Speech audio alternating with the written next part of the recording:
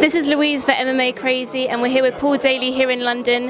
How does it feel to be back? Obviously, you're going to be fighting again in UK soil. 2014, I think, the last time you fought in the UK? No idea.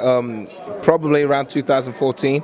Yeah, it feels good. It's going to be good, and what an arena to come and do it in. You know, the O2 co-main event in. It's going to be a very, very special evening for me. So what was your initial reaction then when you heard that you're going to be rematching Josh Koscheck?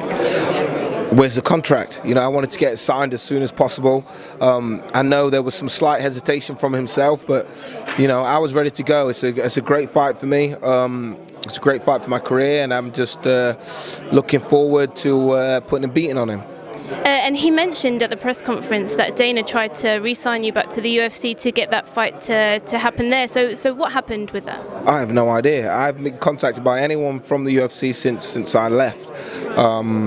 So it goes over my head. I don't know what he's saying. I don't know if he's just saying that just to say it or whatever, to act tough, but I was never contacted.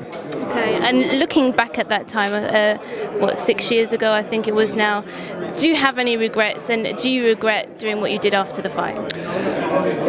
As a show of sportsmanship, yeah, I regret what I did after the fight, but looking at what has happened since, and there are no regrets, because I learned so much from the event, not necessarily the specific event, but from what has happened after, you know, having to go out on the road, grind, fight in all these different organizations, travel the world, and just learn more about myself and about the sport. So I don't regret, no.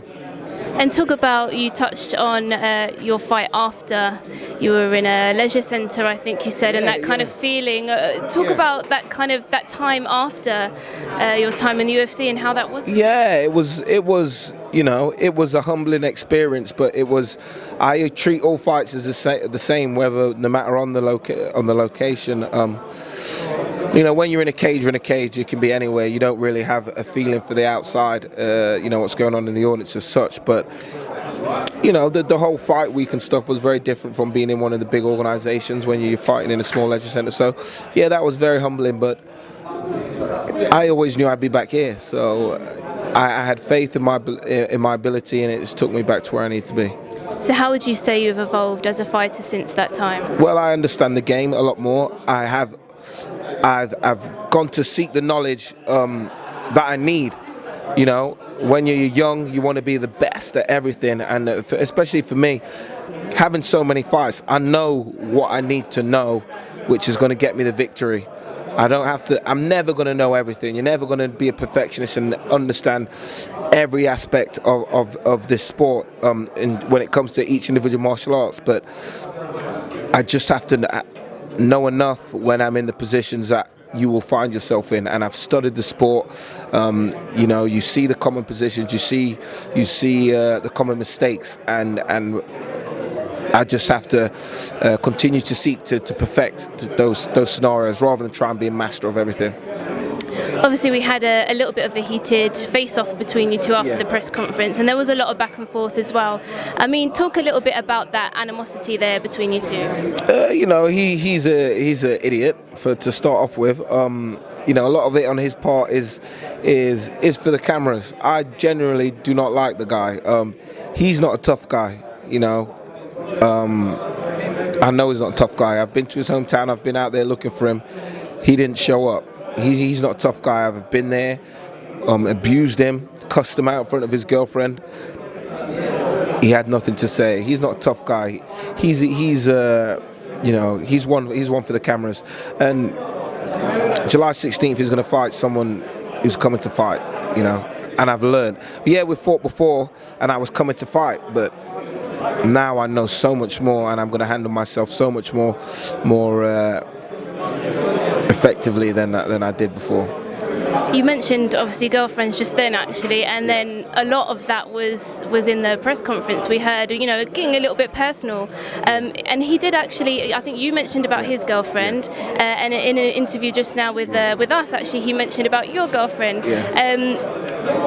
He said something along the lines of, and I want to get your reaction to it. Maybe your girlfriend may be resembling a frog, or might look like a frog, or something to do with a frog. So, I mean, what's your reaction to that? Yeah, I think it's funny, you know. It's all in good humor. He's never met my girlfriend. My girlfriend is a beautiful girl. We have 2 beautiful children. I've met his girlfriend.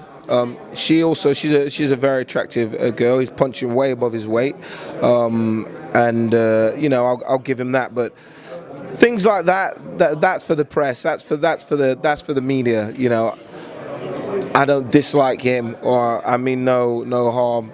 You know, his girlfriend's got nothing to do with that.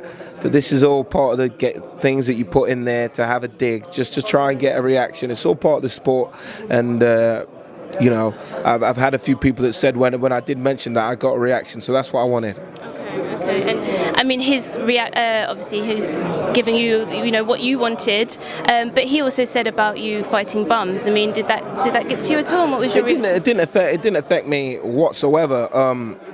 He says about me fighting bums, but we have a lot of shared opponents. One of them, I think he fought Tyron Woodley. I think Tyron Woodley beat him inside the distance. I went 3 rounds with Tyron Woodley and lost a split decision. I think I should have won that fight, obviously. So you know, and that was back then. I'm better than I was back then when I fought guys like Woodley. I've not been fighting top caliber opponents, no, but they're no bums, you know. Andre Santos, 37-9 with 32 submission wins. You know, that's no bum. A guy who's a regional champion. You know, our sport, we bring guys up from these regional circuits. So if he's had 1 fight on a regional show, yeah, he's a bum. If he's a champion of a regional show, that's where the big shows take their talent pool from. So they're no bums that I'm fighting. But it's good for him to get confidence in the fact that he feels I'm fighting bums, because come July 16th, he's going to see and feel a whole different thing. Obviously, he's coming off of a 5-fight losing streak, and he did mention in the press conference that it could maybe be his last fight. How differently do you think, obviously going into it mentally, how differently are you going to be going into it mentally this fight, but how differently do you think it's going to unfold as well?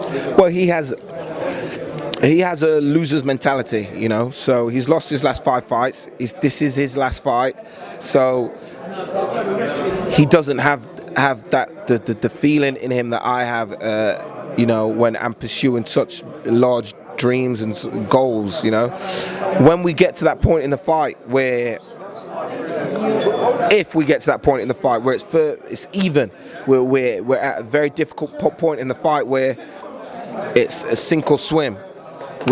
He can only go back to his last 5 fights. He's lost. You know, he will sink.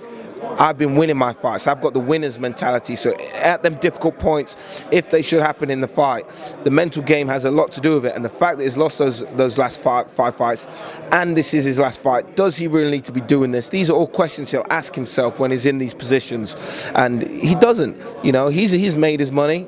You know, he does very well away from the sport, and that's all going to be in his head when he's getting punched and he's hurting and he's tired. Does he need to take any more of this? Whereas me, I've got so many more dreams and aspirations that should it come to that point in the fight, that I will prevail. I'm 100% sure in that. And going off of that as well, how important would this win be in terms of closure for you because of that event, but then also moving forward in your career as well? It's good in the sense that when people think of Daley Koscheck, they won't think of me hitting him after the bell. They'll think of me whooping his ass, co-main event, O2 Arena. So it's good in that sense. I'll be able to change people's reference points when they think about Paul Daley and Josh Koscheck. But apart from that, it's just another fight. I'm going to go on. I'm going to win all the rest of my fights in my current contract, and I'll end the year as a champion if the shot comes. Okay, well, we look forward to seeing that. Thank you very much for talking to us. Thank you. Thank you. Cheers. Thank you.